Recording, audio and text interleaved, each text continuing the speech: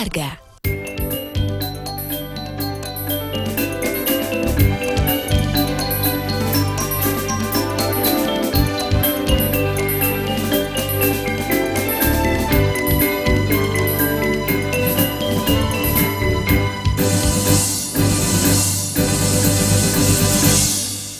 Pemirsa, Kepala Badan Narkotika Nasional Provinsi Bali Brigjen Polisi Putu Gede Swastawa menilai pengakuan tereksekusi mati kasus narkoba Freddy Budiman terkait peredaran narkobanya yang dilindungi aparat bisa ditindaklanjuti. Jika keterlibatan oknum aparat tersebut dapat dibuktikan, hal ini harus dilanjutkan ke proses hukum.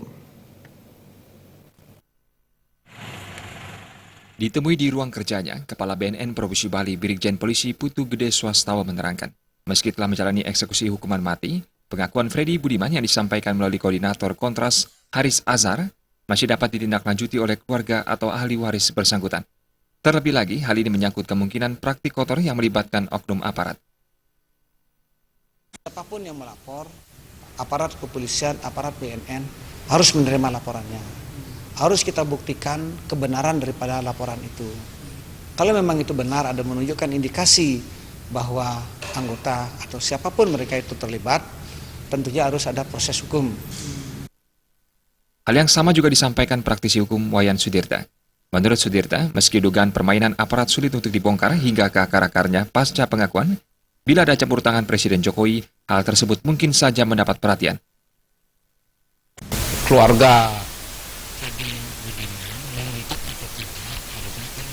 kewajiban moral, kewajiban hukum, kewajiban politik bagi pemerintah bahwa pengakuan itu harus ditindaklanjuti. Masih bagus ada orang seperti Freddy Budiman yang berani mengungkap permainan di belakang kejahatan-kejahatan besar seperti narkoba. Kepala BNN Provinsi Bali Brigjen Polisi Putu Gede Swastawa menambahkan, pengakuan Freddy Budiman harusnya menjadi cambuk bagi aparat maupun stakeholder terkait dalam melakukan pembenahan internal atau introspeksi. Alit Sidi dan Indra